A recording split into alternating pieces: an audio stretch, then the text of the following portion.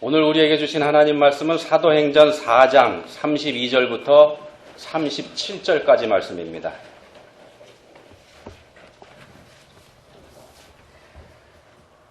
한 목소리로 읽겠습니다. 믿는 무리가 한 마음과 한 뜻이 되어 모든 물건을 서로 통용하고 자기 재물을 조금이라도 자기 것이라 하는 이가 하나도 없더라. 사도들이 큰 권능으로 주 예수의 부활을 증언하니 무리가 큰 은혜를 받아 그 중에 가난한 사람이 없으니 이는 밭과 집 있는 자는 팔아 그 판 것의 값을 가져다가 사도들의 발 앞에 두매 그들이 각 사람의 필요를 따라 나누어 줌이라. 구브로에서 난 레위족 사람이 있으니 이름은 요셉이라. 사도들이 일컬어 바나바라. 번역하면 위로의 아들이라 하니 그가 밭이 있음에 그 값을 가지고 사도들의 발 앞에 두니라. 아멘. 오늘 읽은 대로 교회 제목을 말씀의 제목을 교회의 참모습 이런 제목으로 함께 생각하고자 합니다. 여러분이 잘 아시겠지만 제가 다시 한번 말씀드리면 교회란 성령에 의해 결합된 예수 그리스도를 믿는 신자들의 공동 명칭으로 신약에 있어서의 교회 그리스도로 에클레시아 이런 뜻인데 이는 구약에 있어서 이스라엘 회중을 의미하는 히브리어 거기에 약자로 그리스도 교회에서도 쓴 것으로 교회는 하나님이 만민 중에 택해나시고 불러 모으신 무리라는 의미를 우리가 고린도전서 1장 2절을 통해서 볼 수 있습니다. 예수 그리스도께서 자기의 주위에 모은 제자들의 단체가 새로운 하나님의 백성으로서의 교회의 토대가 되었음을 우리가 성경 마태복음 누가복음 이 기록을 통해서 우리에게 보여주고 있습니다. 사도행전 2장을 보면 예루살렘에 모여있던 제자들의 단체에 성령이 주어져서 교회가 시작된 것을 또한 보여주고 있습니다. 거기서는 부활의 주 예수 그리스도를 고백하고 회개하여 침례를 받은 사람들이 인정 및 언어의 구별 없이 사도의 가르침을 받아 서로 교제하며 떡을 떼며 기도하기에 전혀 힘썼음을 보여주고 있습니다. 이후 교회는 언제나 성령에 인도되고 힘이 주어져 널리 세계에 그리스도의 복음을 선교했음을 우리가 사도행전 마태복음에서 볼 수가 있습니다. 이같이 하여 교회는 새로운 하나님의 백성으로서의 사귐과 사명으로서 주어진 복음의 선교에 의해 구 이스라엘을 대신하여 하나님의 구원의 역사를 짊어지게 되었다고 고린도전서에서 말씀하고 있습니다. 우리가 고린도전서 3장 16절을 보면 교회가 인간의 신념 및 사상에 의해 결합된 단체가 아니라 성령에 의해 일치가 주어진 공동체인 것임을 강조하고 있습니다. 통일체인 교회는 그리스도의 장성한 분량이 충만한 데까지 이르게 하기 위하여 끊임없이 범사에 그에게까지 자라야 함을 에베소서 4장 11절부터 16절을 통해서 우리에게 교훈하고 있습니다. 교회는 실제로 그리스도와의 일치가 주어 있음을 동시에 종말 시대에 있어서의 완성을 지향하여 나아가는 희망의 공동체입니다. 이 시간 본문의 말씀을 통하여 함께 생각해 보므로 사라스타 한인교회가 하나님께서 기뻐하시는 열매 맺는 교회로 성장하기를 축원합니다. 첫째, 교회는 한 마음 한 뜻이 되어야 함을 우리에게 교훈하고 있습니다. 32절 믿는 무리가 한 마음 한 뜻이 되어 이는 종교적인 공동체 즉 같은 신앙을 가지고 모인 많은 사람들을 강조하는 뜻으로서 그리스도를 주로 고백한 신앙 공동체 즉 교회를 뜻하고 있습니다. 고로 교회는 예수 그리스도를 주로 고백한 사람들이 한 마음과 한 뜻으로 뭉친 공동체임을 우리에게 교훈합니다. 이에 대하여 로마서 12장 5절 고린도전서 골로새서 기록을 보면 교회의 머리는 그리스도시고 성도는 그의 지체로서 그리스도에 인도되고 그의 뜻을 따라 역사하며 그의 인격과 결합하여 존재하고 있음을 우리에게 교훈합니다. 즉 그리스도인들은 각각 자기의 받은 은사를 간직하면서 하나님의 유기적인 통일체로서 교회를 형성하고 있다는 뜻입니다. 그리고 이 통일체인 교회는 그리스도의 장성한 분량이 충만한 데까지 이르게 하기 위하여 끊임없이 범사의 괴계까지 자라야 함을 에베소서 4장 11절부터 16절 통해서 우리에게 교훈합니다.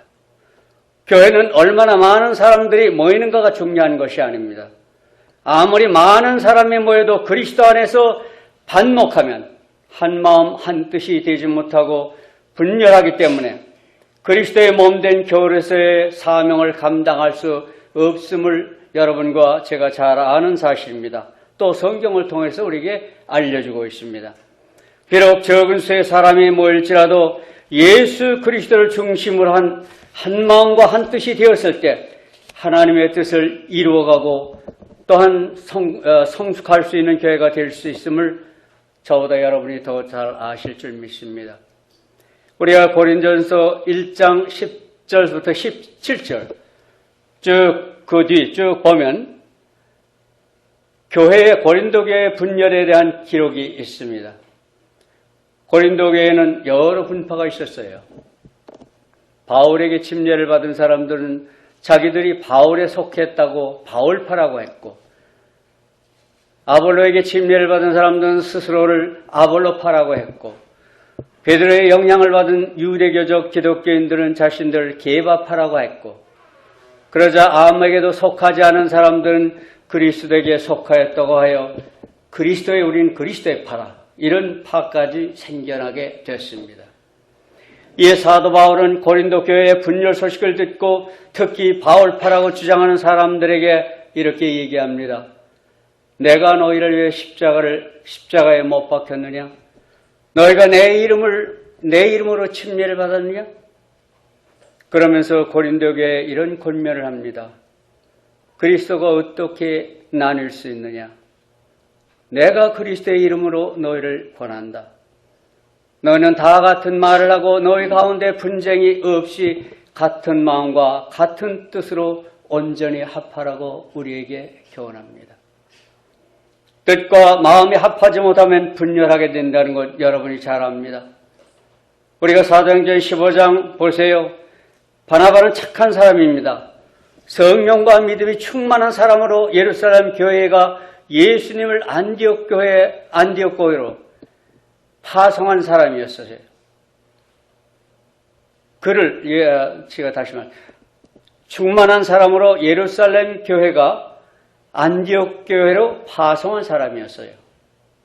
그는 믿는 사람들이 늘어나자 개정 후 예루살렘에서 주 예수의 이름을 전한다 해서 유대인들에게 살해 협박을 받아서 고향 다소로 가 있던 바울을 안디옥 교회로 초청해 온 사람입니다. 그 둘은 안디옥 교회로부터 선교사로 파송을 받아 지금의 터키 남부지방을 다니며 복음을 전했다고 기록되어 있습니다. 그러나 두 번째 전도 여행에서 둘 사이에 1차 전도 여행 때 끝까지 함께 하지 못하고 밤빌리아에서 일행을 떠나 집으로 돌아온 마가를 다시 데려가는 문제로 인해서 헤어지게 됩니다. 한 마음 한 뜻이 되지 못하면 성령이 충만하고 믿음이 있다 해도 분열이 일어날 수 있다는 사실을 성경을 통해서 우리에게 보여주고 있습니다. 우리가 고린도전서 12장을 보세요. 어떤 이에게는 지혜의 말씀을, 이는 오늘 여러분이 앉아있는 여러분이 내주신 거예요. 지식의 말씀을, 믿음을, 병 고치는 은사를, 능력 행함을, 예언함을, 각종 방언 말하고 예언함을 또한 영들의 분별함을, 통역함을, 그 모든 것은 한 성령이 행하사 그 뜻대로 각 사람에게 나누어 주었으므로 교회 안에서 자신이 받은 은사가 다른 사람보다 낫다고 생각지 말라고 했습니다. 그러면서 분파가 일어나 교회가 분열하게 된다. 너희는 더 큰 은사를 사모하라고 교훈하고 있습니다. 그러면서 그리스도인에게 주어진 은사의 다양성에서도 불구하고 모든 은사의 기원은 성령이라는 사실과 모든 은사는 동일한 줄을 섬기기 위해 주신 것임을 강조하므로 하나님 안에서 한 마음과 한 뜻이 되어야 함을 우리에게 교훈하고 있습니다. 초대교회 예루살렘 교회는 몇십 명 외에는 그런 작은 교회가 아니었어요. 3,000명 더 나가 5,000명에 이르는 수많은 사람들이 모인 큰 교회였습니다. 그럼에도 불구하고 초대 예루살렘 교회는 모두가 한 마음 한 뜻이 되었습니다. 그래서 하나님의 역사를 이뤄가게 되었음을 우리가 볼 수 있습니다. 우리 사라스타 한인교회도 하나님 안에서 새롭게 태어난 한 형제, 한 자매들이기 때문에 하나님 안에서 한 마음 한 뜻이 되어 이 지역에 하나님께 크게 쓰임받는 교회가 될 줄 믿습니다. 그러면 여기 있는 우리 모두가 어떻게 하면 한 마음 될 수 있을까요? 빌립보서 2장 3절을 보십니다. 아무 일에든지 다툼이나 허영으로 하지 말고 오직 겸손한 마음으로 각각 자기보다 남을 낮게 여기고 완전한 사람 한 사람도 없어요. 그러므로 불완전한 각자는 자신의 생각을 주장하지 말고 완전하신 예수 그리스도 안에서 한 마음 한 뜻이 되어 오직 예수 그리스도를 향해서 경배와 찬양하고 그 안에 함께 거하게 될 때에 우리가 온전한 교회를 이룰 수 있을 줄 믿습니다. 사랑하는 성도 여러분, 갈라디아서 5장 26절, 야고보서 4장 1절에 헛된 영광을 구하여 서로 격동하고 서로 투기하지 말라. 싸움과 다툼은 지체의 정욕으로 쫓아낸다고 교훈합니다. 오직 성경을 통하여 주시는 하나님의 말씀에 귀를 기울이고 그 말씀에 순종하여 살아감으로 하나님의 성전의 기둥이 되어 칭찬받았던 필라델피아 교회와 같은 교회 되시기를 축원합니다. 둘째 보면 교회는 가난한 자와 소외된 사람이 없도록 보살펴주는 사명을 가지고 있습니다. 본문 32절부터 35절 종합해 봅니다. 사도들이 전하는 예수 그리스도의 부활에 대한 말씀을 듣고 큰 은혜를 받은 사람들이 밭과 집을 팔아 사도들의 발 앞에 두매 사도들이 각 사람이 필요에 따라 나눠주었기 때문에 교회 안에는 핍절한 가난한 사람이 없고 물품이 부족한 사람이 없게 되었다. 모두 안정된 삶을 살게 되었다는 말씀입니다. 본문 36, 37절을 통해서 그중 자신의 소유를 팔아 초대교회 구제 자금으로 바친 한 사람을 소개합니다. 그는 회심 후에 바울을 예루살렘 교회에 소개하고 다소에 물러가 있던 바울을 안디옥 교회로 데리고 와서 함께 부활의 도를 전파한 구브로 출신 레위 사람임을 여러분이 읽으신 줄 믿습니다. 우리가 스바냐 3장 12절을 보면 가난한 백성을 너희 중에 남겨두리니 그들이 여호와의 이름을 의탁하여 보호를 받을지어다.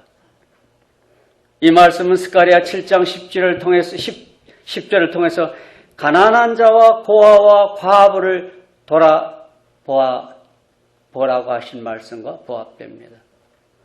이는 교회가 하나님의 이름으로 가난한 사람을 불쌍히 여기고 도와주는 것이 하나님의 바라시는 일이요 하나님께서 여러분에게 맡기신 일임을 우리가 알아야 됩니다.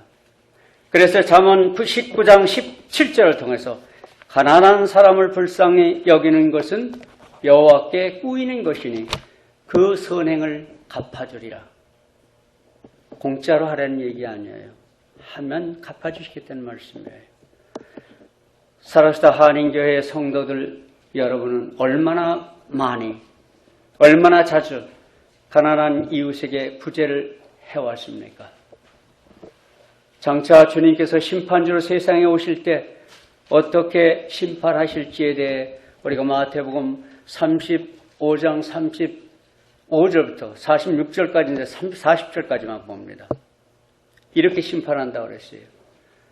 내 아버지께 복받을 자들이여 나와 창세로부터 너희들을 위하여 예비된 나라를 상속하라. 내가 줄일 때에 너희가 먹을 것을 주었고 목마를 때에 마시게 하였고 나그네 되었을 때 영접하였고 벗었을 때에 옷을 입혔고 병들었을 때에 돌아보았고 악의 옥에 갇혔을 때에 와서 보았느니라.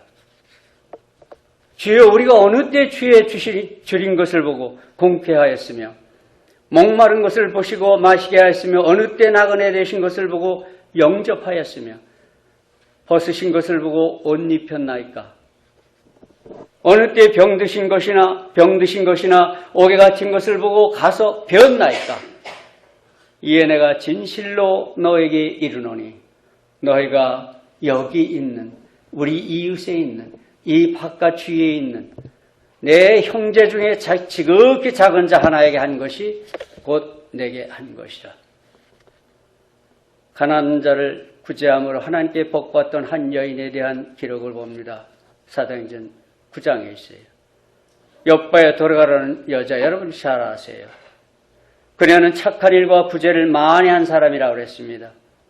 그녀가 병들어 죽자 사람들은 그녀의 몸을 씻어 다락방에 두었고 그리고 베드로가 룻다에 와 있다는 말을 듣고 두 사람을 그에게 보내 와달라고 간청합니다. 그래서 베드로가 오자 그들은 그를 데리고 시신이 있는 다락방에 올라갑니다. 과부들이 모두 그의 곁에 와서 울며 돌가가 그들과 함께 지낼 때 만들어둔 속옷과 겉옷을 모두 꺼내어 보입니다. 이에 베드로는 사람들을 밖으로 내보내고 무릎을 꿇고 기도합니다. 그리고 시체를 향하여 다비다야 일어나라. 그러자 도르가가 눈을 떠 베드로를 보자 일어나 앉았다고 기록합니다.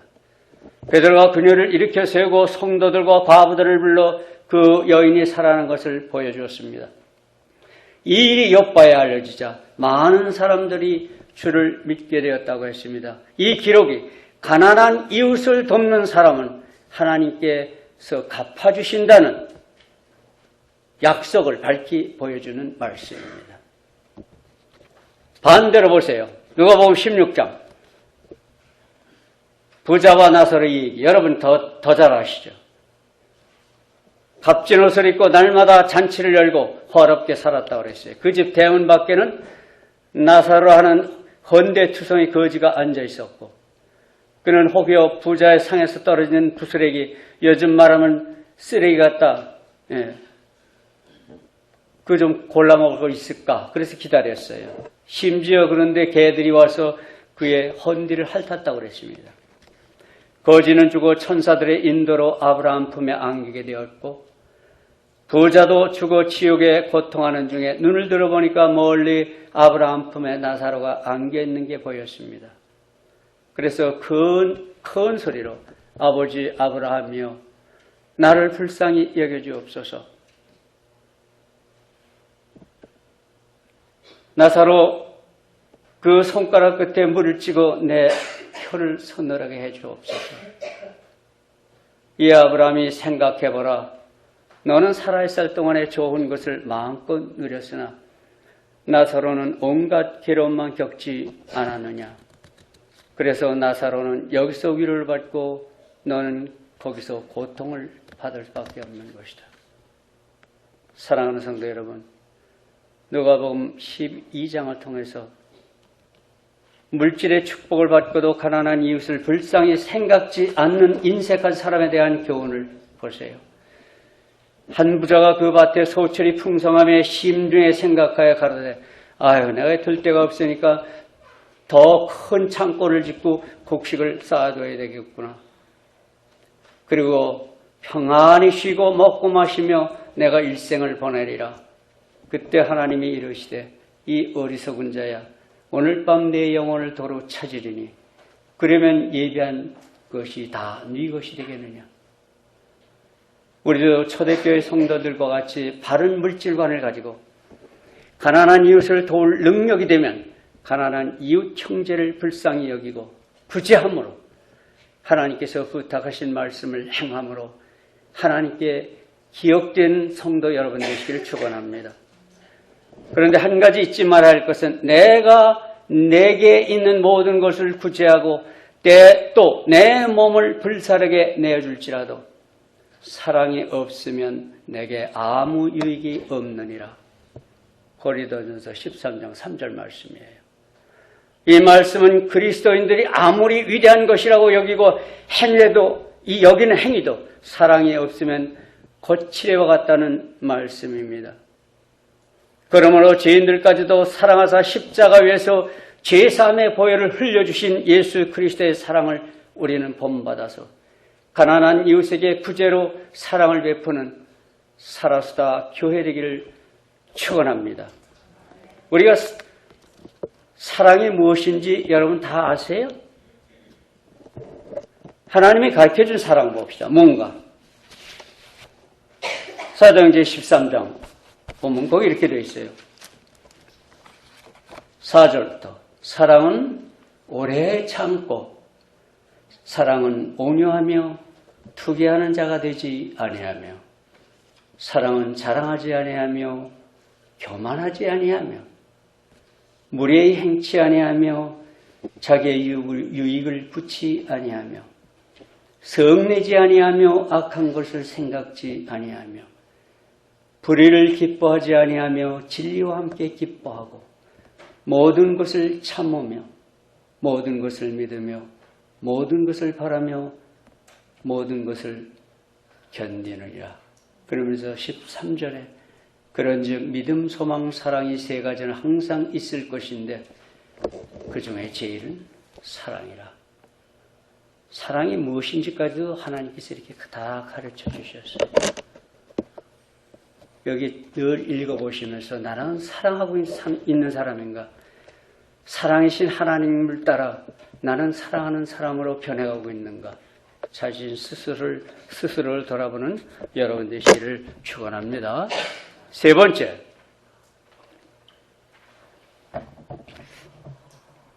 교회는 주 예수의 부활을 증거하는 곳이에요. 이 교회는 굉장히 그래서 성스러운 곳이에요. 하나님이 여기 와서 내 이름을 둔 곳에 와서 경배하고 찬양하라 그래서 기도하고 다른 일 하면 못 써요.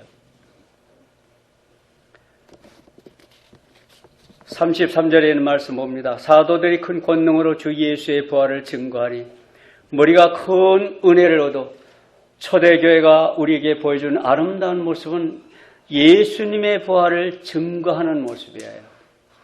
이 교회가 여기 있습니까? 우리가 여기서 뭘 하려고 있습니까? 그냥 본받기 위해서 있는 거 아니에요. 하나님께서 우리에게 주신 사명이 부활의 예수 그리스도를 전함으로 많은 사람으로 하여금 믿고 우리가 새 생명 소망 가운데 이르게 하여 여부하는 겁니다.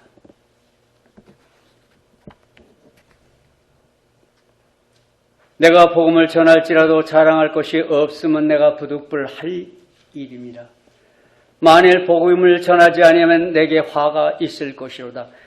고린도전서 9장 16절이에요. 이 말씀 오늘날 사라스다 한인교회 여러분과 나에게 주시는 말씀이에요. 부활은 기독교 신앙의 핵심이에요. 예수 그리스도의 부활은 신학적 측면에서 예수가 참 하나님이시며 참 의인이시며 참 메시아시며 구세주이심을 입증하는 거예요. 우리 기독교는 부활의 종교요 생명의 종교입니다. 그래서 예수께서 요한복음 11장 25절을 통하여 나는 부활이요 생명이니 나를 믿는 자는 죽어도 살겠고 살아서 믿는 자는 영원히 죽지 아니하리라 이렇게 교훈하십니다. 믿음의 목적이 무엇입니까? 믿음의 열매가 무엇입니까? 밝히 우리에게 교훈하시는 말씀이에요. 부활이 없는 기독교는 존재할 수가 없습니다. 여기 부활이 없다면, 영생이 없다면 그런 소망이 없다면 여러분 여기 안 왔을 거예요. 오늘 같은 일요일 날 날씨도 좋겠다. 고기를 잡으러 가든 어디 놀러 갔겠지.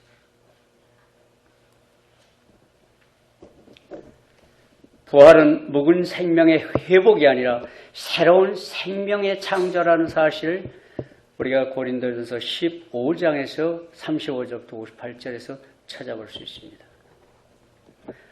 예수님 부활에 대하여 우리가 마태복음, 마가복음, 누가복음, 요한복음을 고린도전서 다 이렇게 합쳐서 제가 함께 봅니다. 왜냐하면 빠진 게 있고 어떤 게 중복된 게 말씀이 있어가지고 제가 거기를 통해가지고 한마디로 엮었어요.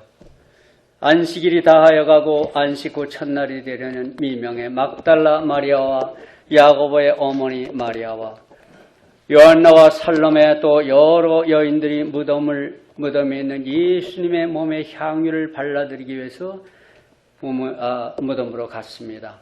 그때 큰 지진이 나며 주의 천사가 하늘로서 내려와 돌을 굴려내고 그 위에 앉았는데 그 형상이 번개같고 그것은 눈같이 시건을 그 무덤을 지키던 자들이 저를 무서워하여 떨며 죽은 사람과 같이 되었더라. 이렇게 기록되어 있어요.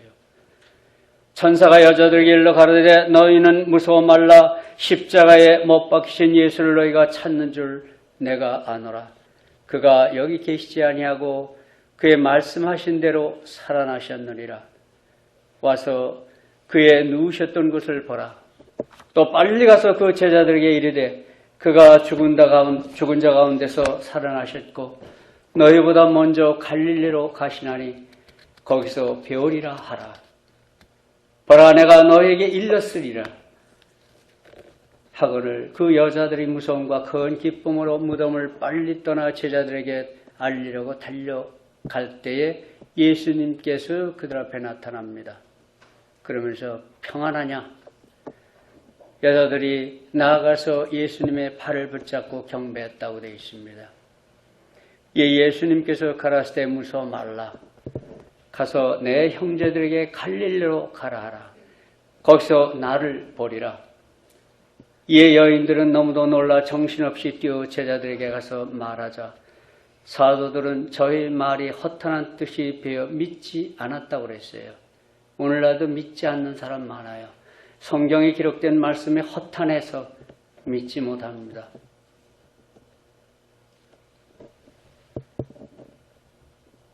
요한이 먼저 무덤에 도착했습니다. 그 무덤 속에 세마포가 놓여 있는 것을 보았으나 안으로 들어가지 않았다고 그랬어요. 뒤따라간 베드로가 곧장 무덤 안으로 들어가 보니 거기 세마포가 놓여 있고 예수님의 얼굴을 쌌던 수건이 따로 개켜 있는 걸 보았습니다. 그제 요한도 들어와 보고 예수님의 부활을 믿었습니다. 그러나 그들은 아직도 예수님께서 죽었다 다시 살아나신다는 성경의 말씀을 깨닫지 못했다고 됐어요. 여러분, 이 일이 얼마 전입니까? 2000년 전이에요. 그동안에 성경을 통해서 우리에게 전해주셨습니다. 물론 여러분은 2000년 동안 이 말씀을 들은 거 아니에요. 여러분 나이대로 들었을 수도 있고 얼마 안 됐을 수도 있습니다. 여러분은 부활의 도를 깨달았습니까? 무덤을 지키던 파수꾼 중 몇이 성에 들어가 모든 된 일을 대제사장들에게 고하자 그들은 장로들과 모여서 의논한 후에 군병들에게 돈을 많이 주면서 우리가 잘 때 예수님의 제자들이 와서 예수님의 시신을 도적질해갔다. 그렇게 소문을 내라고 합니다. 이건 제 말이 아니에요. 성경에 기록된 얘기예요. 군병들은 대제사장들이 가르친 대로 했습니다. 돈을 받은 군병들이 퍼뜨린 헛소문이 당시에 유대인 가운데 두루 퍼졌고 오늘날까지도 돈을 받은 군병들이 퍼뜨린 헛소문을 믿는 사람이 많이 있기 때문에 아직도 예수님을 믿지 않는 줄 믿습니다. 이 기록은 이 사건에 참석했던 분들이 기록한 거예요.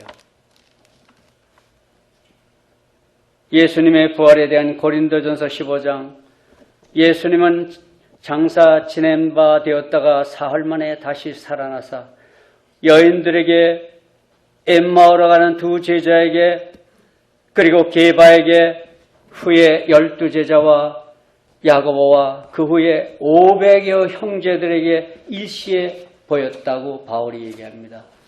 그러면서 바울이 이걸 쓸 때에 그 중에 지금까지 태발이나 살아있고 어떤 이는 잠들었으며 그 후에 모든 사도들과 맨 나중에 만삭되지 못하여 난 자 같은 나에게도 보이셨느니라. 이렇게 바울이 간증했습니다. 11제자가 갈릴리에 가서 예수님이 명하신 산에 이르러 예수님을 배웠고 경배할 때 예수님께서 사도들에게 하늘과 땅의 모든 권세를 내게 주셨으니 그러므로 너희는 가서 모든 족속으로 제자를 삼아 아버지와 아들과 성령의 이름으로 침례를 주고 내가 너에게 분부한 모든 것을 가르쳐 지키게 하라. 볼지어다 내가 세상 끝날까지 너희와 함께 있으리라. 이 말씀 오늘 사라스타 교회 여러분과 나에게 준 말씀으로 받아들이시기 바랍니다. 부활에 증거할 사명이 있어요. 그래요. 사도 바울은 복음을 전하다 로마에서 효생으로 육신의 생을 마치신 분입니다. 그는 예수님을 만나기 전 예수님을 믿는 자들 찾아 감옥에 집어넣었던 사람입니다. 그러던 그가 대제사장들의 공문을 받아 다메섹에 있는 그리스도인들을 잡아오려고 가다가 다메섹 도상에서 예수 그리스도를 만납니다. 갑자기 하늘에 환한 빛이 그를 두리비쳤고 그는 그 순간 땅에 엎드려졌다고 했습니다. 그때 사울아 사울아, 사울의 이름이 바울로 되기 전의 이름이에요. 왜 나를 핍박하느냐?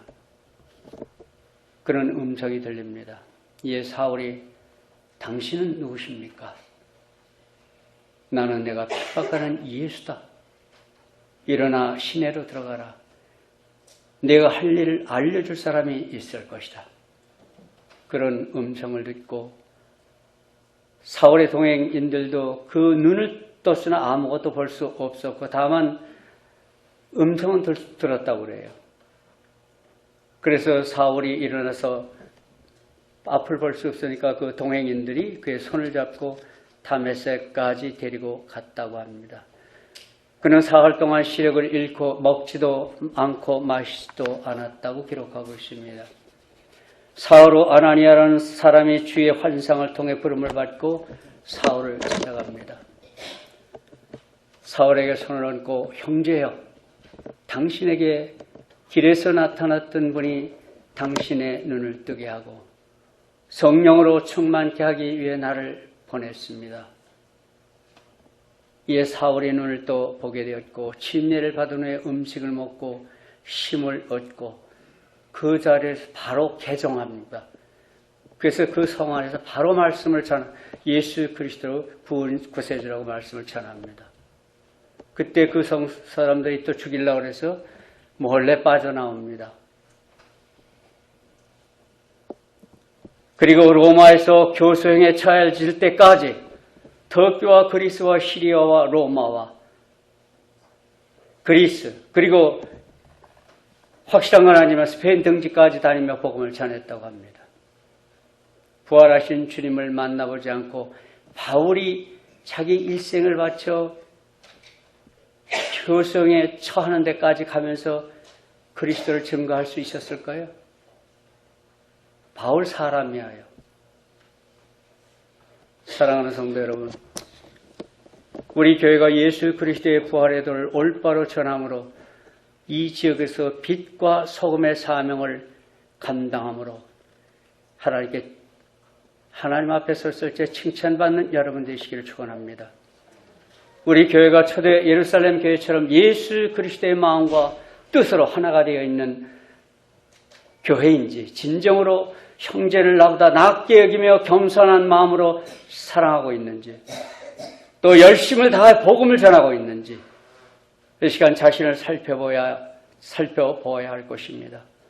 뜻깊은 교회 창립 23주년 맞이해서 우리 교회의 모습도 초대 예루살렘 교회처럼 한마음 한뜻이 되어 사랑이 넘치는 모습이 되어 이 지역에 사는 모든 분들에게 부활의 복음을 전하는 여러분 되시기를 축원합니다. 하나님 감사합니다. 하나님의 시간 사라스다 교회 창립 23주년을 맞아 저희들에게 우리가 해야 될 일이 무엇인지를 하나님께서 성경을 통하여 말씀해 주셨습니다. 하나님여 간절히 바라옵건대 서로 사랑하게 하시고 서로 남을 나보다 낫게 여김으로 한마음 한뜻이 되어 하나님의 뜻을 이루어가는 우리가 되게 도와주시옵소서. 하나님여 우리의 부족한 것 있는 것 주님 잘 아실 줄 믿습니다. 하나님여 그래서 세상에 오셔서 저희들을 위하여 십자가에 못 박히신 줄 믿습니다. 주님이여 간절히 원하오니 하나님이여 죄인과 살인자까지도 사랑하신 하나님이여 이 시간에도 저희들 마음에 오셔서 실족지 않고 하나님 정하신 인생의 길을 올바로 가서 하나님 앞에 서서 하나님의 축복받는 우리들 되도록 도와주시옵소서. 예수님의 이름으로 감사하며 기도드리옵나이다. 아멘.